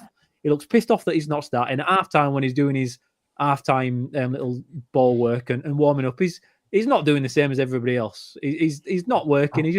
He's ready to move on this summer. He's ready to go, isn't he? And even though he's ready to go, he still shows you when the ball drops on anybody in the box, or if there's half a chance, it's Josh Karoma in this team that you want on the end of it, because he's going to put it away. Maybe not, 50% of the time today. And that's kind of where he's at the moment. It's just, I like him, and I'll miss him when he's gone. Not for his performances this year, but for what he can offer when he's on fire. I'll always remember, Josh, your Sheffield Wednesday game last year, where you really gave us a bit of a fighting chance of staying in the division for about 10 minutes, or however long it took for the next game to roll around and just get absolutely stuffed and then look absolutely shite again. But no, it was a good finish from a player that I think we'll think back fondly of a lot more than we feel about him now once he's not with us, when he comes to play against us in a few years and probably puts a hat-trick past us and shushes everybody in Cowshed Loyal, because that's quite likely to happen with Karoma. I think he'll definitely come back to bite us on the ass, because there is a talented player in there when he's motivated, and at the moment I don't think we've created an environment where he seems motivated. He's a bit of an enigma, isn't he, Karoma? I think he is one of the few in the squad that I think could genuinely play at championship level quite comfortably. And it wouldn't surprise me, Keller, if he got a championship team pick him off in the summer. I know he went to Portsmouth and that wasn't great, but you know, anybody who know, if you put him into the right team and play to his strengths, the guy will score 15 goals a season. It get almost guaranteed. So I'm with you. I think I'm not sure we'll see him in a few years' time if he goes to the championship. Unfortunately, might see him in cup. But you know, I think he's I think Steve's right. You know, you look how he responded to Warnock when Warnock came. You know, that skill of Warnock has of picking out. You kick somebody's ass or you put an arm around him, and it worked miracles with him, didn't it? I thought we were much better today in patches, but I never felt like we were going to win the game, even at 1-0 up. You know, he did change it, as you say, Kelly. He went back to the Duff ball, but we ended up with Kasumu at right wing back and Ruffles at left wing back. Well, what was it? Duff said? That system's only as good as your wing back. Well, that probably fucking sets the tone for the day, doesn't it? And I do think Pearson did his best to give that game away as well today. I thought he put a shocking performance in. He was poor, but you know, and then you've got Hogg at centre midfield. You've got Turton playing centre half. And actually, I thought, much it was going to pain me to say this, I thought Ollie Norwood, once the first 20 minutes were out of the way, I thought he ran the game. You know, he's only 2 years younger than Hogg. He's 34, he's Norwood now. He ain't got any legs. Not that Norwood never had any pace anyway, did he? But he controlled the game, and he provided the assist for the goal from the corner, and then he scored the winning penalty. So, you know, he's a guy that on the day, 34 years old, surrounded by a load of young lads, really made a difference. He set the tone. And then, I mean, the penalty was just, I'm with you. I mean, how lazy is that shove by Pearson? I mean, it's not a penalty, by the way, because it's outside the box. And the ref just all of a sudden decided that he wanted the game to be about him, didn't he? But the same as the red card, you give the ref a decision to make, and he was happy to make it. Ridiculous push, and then the red card was even worse. I mean, just what he was thinking, I don't really know. He don't really poleaxe the guy, but he looks at him once. Ref sees him looking. He leads with his arm. Bloke goes down. Ref had already got his red card out before he'd started running. So it was always going to be a red card. And yet again, another game where we're trailing, and in the 96th minute, Pearson's still on the halfway line.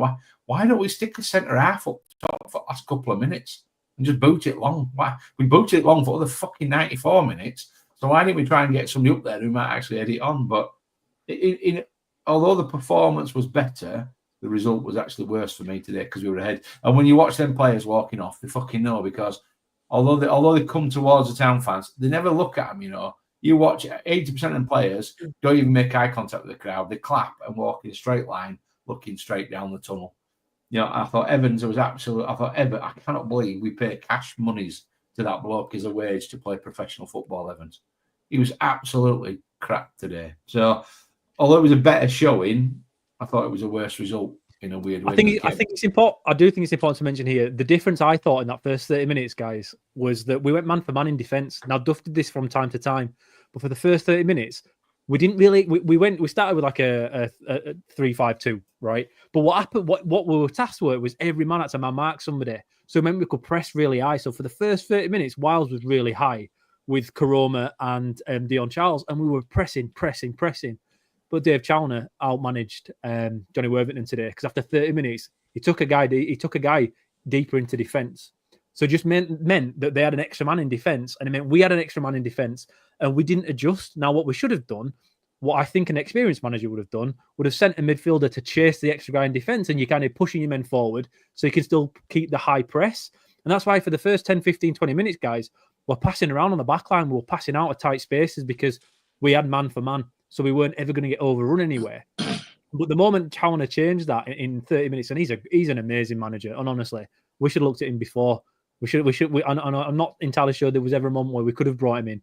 But he is a fantastic manager in that he changed Stockport's system to counter what we were doing. We never do that for anybody. We never change the way we play to be proactive. It's always reactive to try and just hold on. Whereas today, Chalner realised that what we were doing was actually working pretty well. And once they changed that, we really, really struggled because we went back to having a spare man at the back, normally Pearson, and it meant they didn't have to worry about the press so much. And that's why Charles, to be fair, I thought he started all right. First 25 minutes, did what he does, runs around a lot. Once he changed it, he didn't really do anything. And it was just a bit, I just want to give a bit of a nod to Stockport there because they changed it and it changed the game for me. Yeah, I've seen a few comments about Charles here. Bradley Peel said, fair play to him. He's come back and shown a lot of effort and fight. There's other people saying, he runs around a lot, but not sure he knows why he's running. With a few players like that run around a lot, I would put Marshall in that bracket to a point that run around like a whippet, but don't really do all. He's Tris. What do you think make to Charles, mate? Because to me, he's done no since he's been here. No, I do, mate. That's why I'm asking because I know I'm about to be entertained. So go on. Honestly, no. I was quite surprised that they'd signed him, if I'm honest with you. And there was kind of murmurings that we'd been offered him rather than we'd gone looking for him. And I think to be quite honest with you, we probably thought, a little bit like has been the case all season. Oh, this will please the fans, and it did for a while, until he played, and then everyone saw what he were about. We had a bloke years ago, and we go back. Gaz mentioned it earlier on about Kachunga, but we had a bloke years ago that ran about a lot in Novak, and we still remember him really fondly because actually he were a lot smarter than Charles. He did run around a lot, but he also had the ability to know when he needed to run about, and he also kind of understood what his role was in kind of that harrying, and he had the ability to was it the chance against who were we at home against Wrexham where he went through 1-on-1 and blazed it over the bar. Novak could have finished that in his sleep, so to be honest with you, I think Charles probably is a little bit of a confidence player. He probably does need a goal, but Bolton knew what they were doing, didn't they? Why on this earth would you sell your best striker to a promotion rival? Only we do that type of thing. Why would you sell your best player to a promotion rival? Particularly a striker. If you were worried that he'd go and it'd work against you, and actually, it's proved exactly why they sold him to us. But just on the back of kind of what Killer was saying, I think as well today we always seem to play all right against teams that don't come at us. Teams that want to pass the ball around, and we're quite comfortable with that. When people are direct, and case in point, Bolker quite a few times this year. we struggle big time. You know, when they put the ball into the channels, or when they, you know, I won't say go over the top, because they're not. It's not always going over the top, but it is being more direct with the play. You know, we properly struggle when teams are on top of us, and Stockport weren't until probably the last 20 minutes. You know, something like that, where they really kind of probably moved into third or fourth gear and started kind of breaking the lines and putting balls through. And, you know, they had a chance. Can't remember whether it was at 1-1 at that point, and they played some absolutely quality football, and it went to that. I think it was that Wotton up front, and he, for whatever reason, he didn't take a shot. He like didn't run onto it, and you know, I'd have probably clapped it if they'd have scored, because it were real decent football. And, you know, it's stuff that actually we could only dream of at the minute, isn't it? You know, and I think for me, Charles, the signing of Charles probably sums up where we're at, doesn't it? You know, the whole team should be better than they are. You know, we've signed a lad that we believe is better than what we're getting. You know, we signed Evans, should be better than what we're getting. We signed Herbie Kane, should be better than what we're getting. Taylor, you know, rinse, repeat. The whole team stinks of it at the minute. It stinks of players that have, you know, have probably been decent players or had a purple patch, and actually, you know, at this minute in time, they are purely individuals. You know, they didn't get these lads into a warehouse in Cleckheaton to check out the mentality, did they? They did not. Well, there's no leadership at all, is there? There's no. You need your flair players, you need your leaders, and you need some grafters. You know, ones that you don't notice really during the game, but always give you 7 out of 10. And we don't really have any, do we? We don't we don't have any of those three things. We're certainly no flair. Do you know? It probably aligns. This probably aligns with what we found out in the middle of last week, where the clubs paid the most agent fees. Do you know? It absolutely probably aligns with that, because some agents come to our car salesman and said, "Hey, I've got a real Rolls Royce for you here," and he's gone, "Oh, go on then," you know, and he signed this Rolls Royce and it's a Rover, you know, and that's how it feels. That it really is how it feels. It feels like we've been completely had. Rolls Royce, sucking Flintstone style, with just an empty floor where you move it with your feet. That's what we've been sold. I think, yeah, it's. I just felt a bit. Well, I didn't feel anything today, and that's probably damning in itself, isn't it? I want angry, sad, or disappointed. I expected us to lose, and we lost, and is that more concerning? Probably, but I have no affinity to any of these players. If every one of these players left, I won't miss one of them. Maybe or just because more for historical reasons with what he's done in the past. But like you say, Gaz, his time was up for me probably a season or two ago. I wouldn't miss any other player. I don't. They offer nothing to me. They're just a set of individuals that can't be asked. And we're desperate. We're desperate for somebody to come in, galvanise them, get some leaders, get some, you know, some ex-club captains in that team that aren't afraid to get stuck in. Rally the players when the going's tough. Get into people. Say, come on, we can do this and get go. We've just nothing. We've none of that. And until that changes, you go a goal down, or they get a goal back, and you know game's over. And again, you know, their goal, it's another set piece, it's another corner. And since we sold Ellick, you know, people saying, well, it don't matter, we've got defenders there. Well, it makes it look all the more stupid, doesn't it? Because we've just defensively, since he's gone, we've looked absolute shambles, haven't we? Good job we put a 6'5" goalkeeper back in, though. Command his area and all that. Well, the bloke, I mean, that Horsfall, I mean, he must be 6'4", 6'5". He had 3 or 4. He took 3 or 4 free steps. He basically went from the back post to near the front post and just jumped in the air. I don't know who was meant to be marking him, but there was nobody within 5 yards when he started walking into the box. And I think that was probably, when you look at Stockport, when you look at how they play and their squad and how they were set up, they're everything we're not. So they had that physicality. They had that. Two fairly young centre halves. I was really impressed with Horsfall, by the way. Him and, was it Hall, the other lad? Was it the lad with the long hair? Was it Hall?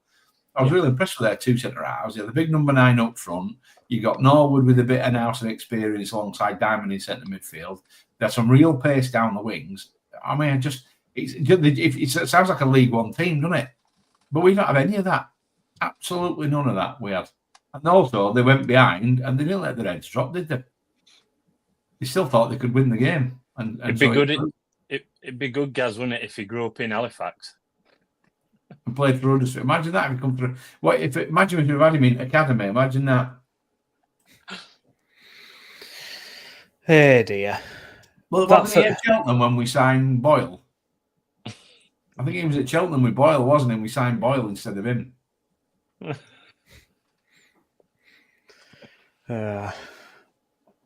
Marshall, it was stupid again, wasn't it? I mean, I don't know if he got like a cheap deal with Jet2 or something, like get your flights early and get 200 quid off. And he thought, I'll have to do something here. We won't see him again now. He's to get on that beach next week and have a nice early holiday. It's just stupid, and it's a shame for because actually I thought at times he's been a bit of a bright spark. I mean, he runs around a lot with no end product most games, but he has scored goals for us. The blow. At least he does run. At least he tries. But I just thought that were daft at the end. A bit of frustration there. Terry Jack says West Ham fans reckon they'll be starting next season. I can't see him anywhere near that team, mate. A million miles off. He's nowhere near that level. I'd say this is his level at the moment, to me. But that's not to say he can't improve. We'll be here probably in 10 years' time, and he'll be in Prem as usual. But yeah, that's all I've got to say on Stockport. It were a bit meh for me. It was an expected defeat. Only 2-1. I thought before 0, so every cloud has a silver lining, doesn't it? But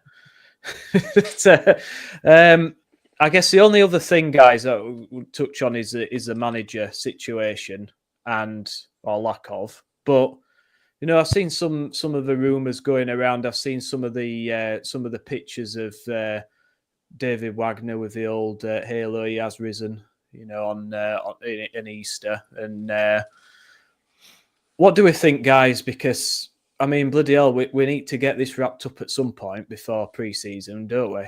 There's a lot of work to do. They say, never go back. If it is Wagner, I'm sure that'll go a long way to getting some season tickets sold. But is it the right decision or not? Who can we actually realistically get?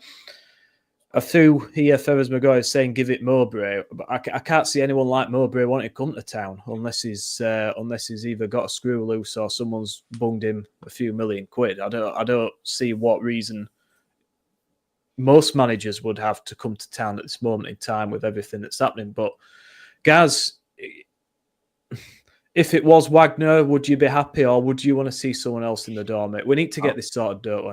I'd be over the moon if Wagner came back, honestly. But I would, I think, and if it didn't work, it wouldn't be for the want of trying, would it? There's a bloke that absolutely has the club at his heart and understands how we're hardwired. So if it didn't work, it wouldn't work for it wouldn't be for the reasons of current failure, would it? There'd be no players allowed to get away with some of the stuff that's been got away with here. And I'm not talking about disciplinarian. I'm just talking about the way that Wagner has operated. I think the sporting director thing. Yeah, I can't see it. I know the rumours are strong, but I can't see it. I think it's too far. I think he sees himself probably operating at a higher level than League One. We're probably the only club he'd come to League One for. The only club, I would think. But I think he sees himself at a higher level. But it's not worked since he got binned by Norwich. But he got Norwich into the playoffs. The new bloke's got nowhere near. So I don't know. And I've seen Boris saying, and that's something else people have levelled it and he's failed at every other club. That's a split decision. Depends on how you view what he picked up when he went to those individual clubs and what he did with them. But I'd be over the moon. I'd renew tomorrow if it was Wagner, because I'd be excited. I'd be looking forward to it. I'd actually have something to be excited about. And what you would if it was Steve Evans, guys? Big old fatty. No, thanks. But the thing is, did you see some of the reaction to the Paul Warne appointment at MK Dons? People going, "Oh, thank God for that." I'm like, well, are we in a position to be turning down a bloke who's got a proven track record of getting teams out of League One? We had one in Duff and we sacked him. If we'd have kept Duff, we'd be in the playoffs now. I'm fairly sure of that. Shall I give you the example on that as well, Gaz? Lad that went to, I can't think of his name now. Lad that went to Blackburn and has just gone to Derby. Everyone was saying, John Eustace. Everyone was saying that about him, and look what he did at Blackburn. Yeah. Thing is, I just think we'd be lucky to have it. I think we'd be lucky to have any bugger, because I don't know what manager would want to come to Huddersfield Town. Beggars can't be choosers. We're talking like we're a big club at the moment, like we're a big draw to somebody. How many managers have we burned? Is this 8th or 9th in the last few years? I mean, what a basket case from the outside. If you're a manager, you're wanting some kind of stability. Michael Duff got about 7 months. You need years to get your squad together. It doesn't just take 1 or 2 transfer windows. It takes a long time. Get your ideas across, and we don't seem to be giving them time. And I know there's pressure to perform. I know that, but bloody hell, if you're a manager from the outside and you're looking at Town, you're thinking, no thanks. Ian, what? Shaking your head, mate. I think we need somebody like Nathan Jones more than anything. Somebody's going to take no shit, sort the fucking the guys out. They're just going to need to fucking. It needs somebody controlling the players to start off with, but somebody will also take no shit from above. The problem I have is I don't think the ownership really likes a strong manager either. I don't think they want a guy, because every time we've got a manager that speaks out against them, who are likely going to be the managers that can kind of control the players, we'll get rid of him in a couple of weeks. Warnock spoke out, gone. Duff said, can't play his style of football because we don't have the profile of strikers that he wants, or whatever it is. We don't have the right profile of strikers, gone. So it's a fine line. We're after a fucking miracle. We're after a miracle when it comes to what we want from a manager. Wagner, I'd have him back in a second. Of course we would, but I don't think it's that important. I think the most important thing from the grand scheme of things isn't what we have for next season on the playing side, but what we have behind the scenes, signing the players. Even if Duff was the right manager, he was unable to succeed because of the guys given to play. So that is the most important thing. If we bring in a manager before we've brought in a director of football, we are fucking stupid. That would honestly be the most stupid thing we could do. And do you know what? Like Gaz said earlier, we can't do that. Yeah, we can. If Town did that, none of us would be that surprised. We'd be like, yeah, well, that's the kind of circus that's being run at the moment. The director of football has to come in first and has to come in with a clear way that Town plays, so you have some sort of longevity. That aside, Wagner would be perfect. But I don't know if he works too well with the director of football unless he's his director of football, because Wagner's an old school kind of manager and he likes, like you say, all these captains that came in. I'm pretty sure Wagner will have had a big say of the players that came in and why we succeeded so much. Times moved on. It was a little bit postmodern, and like the way Wagner ran us wasn't where the clubs were being run at that point. We were kind of late to change into this director of football model, and where we are now, I'm not entirely sure it fits. I'd love him back. I think it'd help season tickets for a year. But then if behind the scenes doesn't change, it's only a small little improvement in it. It's not a massive change. Everything together is a slogan of the club, and I can't think of one part of it that's everything together at the moment. I think of nothing. Literally nothing at all, because it's so segmentation everywhere in every single aspect of the club. The most important thing is getting that director of football right. When it comes to the manager after that, I think we'd have to go for somebody new. I think we'd have to go for somebody that's not got that much experience, and to try and build something with them. I would. That's what I'd do. I'd personally dial everything back and restart, because you're kind of trying to patch something that's rotten at its core. And I think every time we're patching it, it's still rotten there. So you can patch it a bit here, patch it a bit there, but this is still rotten. The core of it isn't right. Maybe removing Cartwright's a start of it. But the players are still issues. I honestly, I wouldn't know where to start. if you could just hard reset, like a football manager when it goes to shit and you start again. I feel like that's what we kind of need to do. But the problem is we can't. Wagner's great. We love him. It'd help. Would he be the solution to all of our answers, to all the questions? I'm not entirely sure, and I don't want that to happen either. You don't want him to come back, fail, and it look awful. I'd rather just remember him how great he was last time, personally. I think if you were asking me if it's a yes or no, for me it'd be a no, but not because of him. It's not you, David, it's us. Sorry, mate. It's just that we need so much more around it. I don't feel like he should be a victim to everything else that's going on. It's not you, it's me. It's line of every single day I ever went on, pretty much. Marshall says Roy Keane. Can you imagine Roy Keane and Nigel Pearson with Kev? I'm not sure that's a marriage made in heaven. Somehow, I mean, it'd be entertaining, see how it panned out. But I think you're right. I think too strong a character just wouldn't wash, would it? I think too much criticism doesn't seem to go down well. But you're right. It's kind of it's a damned if you do, damned if you don't situation, really. Like you want someone that's strong enough to command respect to the dressing room, but that's not afraid to speak up and say it. But then when they do, they get sacked. So what we're going to get? Don't you think though? Don't you think it's just like the fans with Kev? You know, everything's fine when you're winning. So if you get a manager in that you know can get the results, whether they're outspoken or not for a period of time probably doesn't matter. You know, and I think what Killer said really, I think that's the crux of it. You know, either you go down the route of another director of football, or you don't. You know, and if you don't, fine. You go and get them. You go and get a manager like Wagner or someone like that. But you know, if you're going to go down the route of a director of football, you've got to have them in place, because you've got to create, you know, this kind of blueprint of what you want to achieve, don't you? You know, and absolutely at this minute in time, nobody has that. The owner doesn't even really have an idea about football, does he? In the grand scheme of things. I think there's a lot. Hoyle did. Yeah, and I think there's an argument to say we don't need a director of football, but I think there's an argument to say you don't need half the backroom staff, really. I think there's a lot of positions that are taking money, wages that aren't necessary. You know, a manager, club secretary, head of physio, coaching staff. You know, do you need all these other people I didn't have in the as background? many injuries, Nick. We didn't have a physio, and I didn't have as many injuries. Yeah, so I mean, I don't know much about directors of football. You know, people have mentioned that Chris Markham, because he's a town fan, he's local. He's done some good things at Bolton. I don't know. I can't say that I know many other directors of football.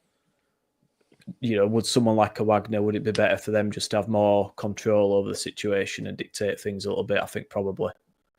But he'd take it in a different direction, wouldn't he? You know, he'd be a completely polar opposite to Cartwright. He'd be a more technically led, data led, you know, so car salesman, you know, versus kind of tactician, or he was an analyst, wasn't he? So he absolutely understands kind of strategy and you know, and style of play and that side of things. It's just whether he's got the kind of the other skill sets that need to go with that. Boris at Tate Bale, so I think most of us would, mate. But I think yeah, I just can't. For some reason, I just can't see that happening somehow. But who knows? Who knows? But whatever happens, it needs to happen now, because we're going into the summer soon. Things need to be put in place. We need to be planning. We need to be contacting people. We need to be getting the players. But you can only get the players when you know what kind of system you're going to play, what managers in place who's going to, you know, dictate things. Certain managers command certain style of players. So none of it can really progress until that's sorted. And I mean, the clubs, it has been a bit of a joke, but surely to God they're getting things sorted as we speak, because otherwise we're in for a tough old pre-season, aren't we? So let's finish off by looking ahead to Exeter. The 16th, 1-2 out the last 5. Nothing to play for. Probably beat us 2-0. I don't know. I don't know what. I don't know what. I don't really know what I can say to try and gee us all up for this. But Gaz, I mean, it's another game to go to. Exeter. It's a long trip. I feel sorry for the fans going there, unless you're making a long trip of it. You know, making a weekend of it. Fair enough. But Marshall says play the kids. What kids? I don't know. Other than like your Iapenda and Eccleston, I don't know who we've got really. But to be honest, mate, I agree to a point. It can't be much worse. Is there anything, Gaz, we can get excited about for this game? Well, I'll do it at your best.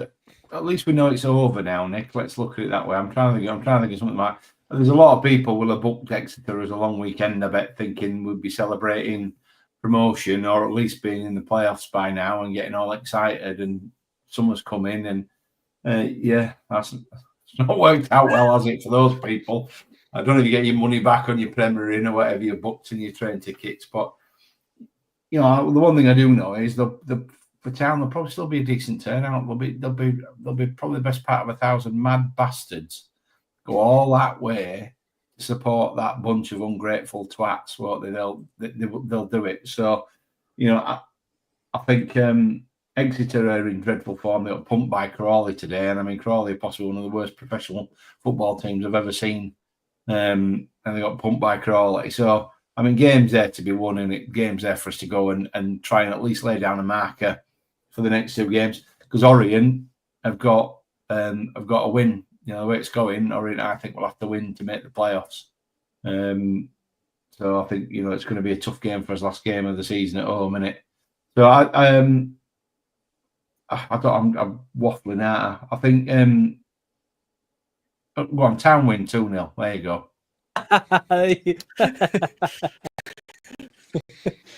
Good hell, guys.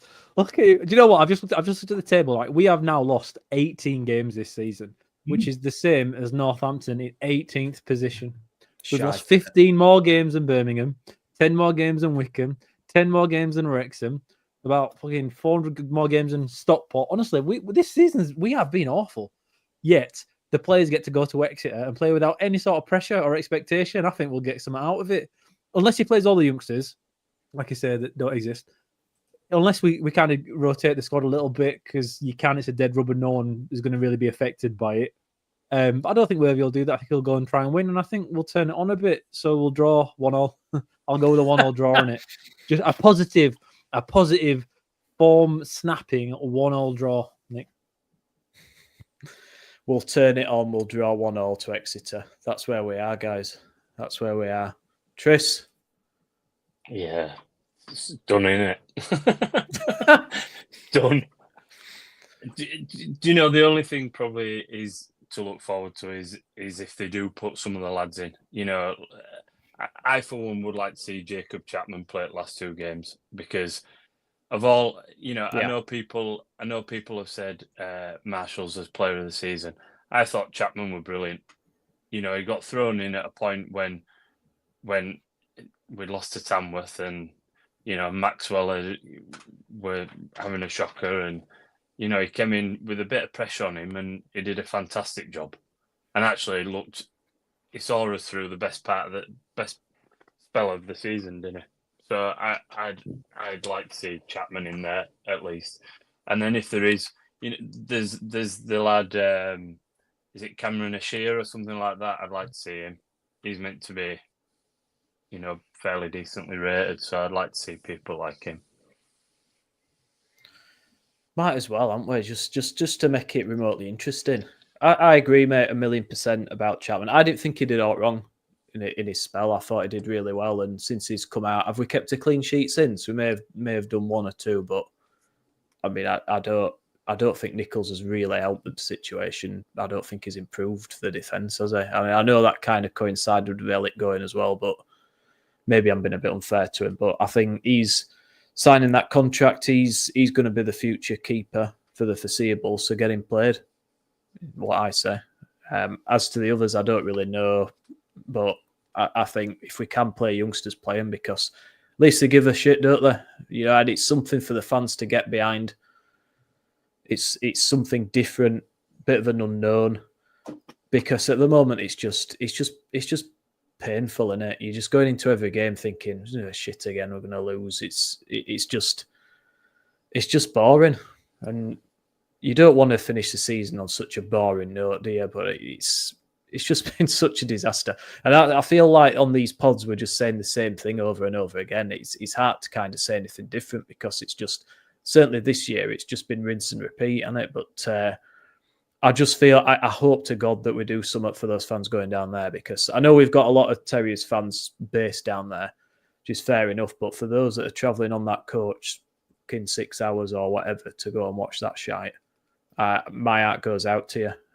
It really does. And I hope they can at least entertain you, even if they don't win. Just put on something.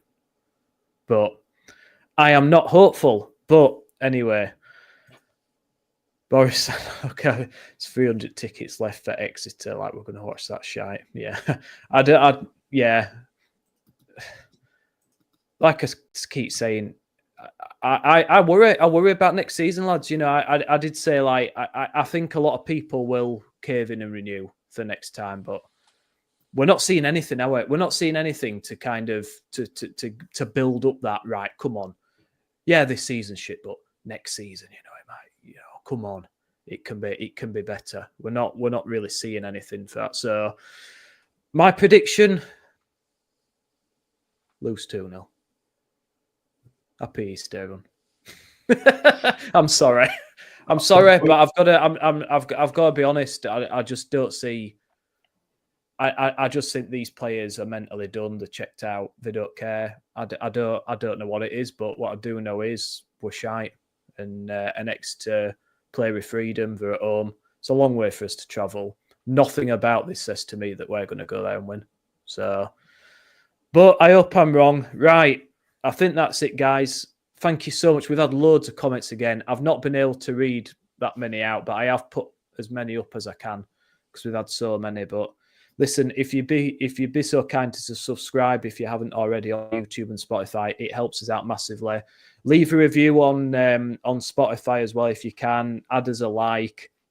And share it with your mates as well. We want as many supporters on here giving the comments as possible. Send us a DM if you want to come on the pod. You know, we don't bite. We don't want the same faces on here all the time. We want more and more people to join in the conversation about the club. And Gaz, I know we're going to do. We said when we got to 1,000 subscribers, we give your shirt away, mate. You're going to be doing that, aren't you?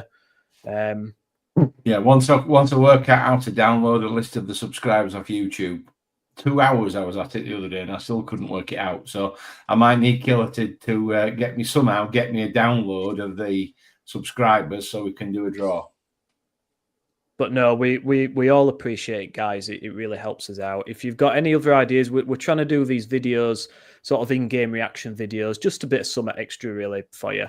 Obviously, all the content's going to be free. We won't charge people for anything. But if there's anything else you can think of that you'd like to see from the town social, then by all means let us know, either on X or on here, and we'll do our best to accommodate. But yeah, for now, Ian Kilroy, Gaz K, Tristan Matley, Kyle, and me, Nick Barlow, thank you very much for listening. And hopefully, the next time we see you after X2, we'll be talking about a win and not the usual shite. Right, take care, everyone. Happy Easter. Up the town.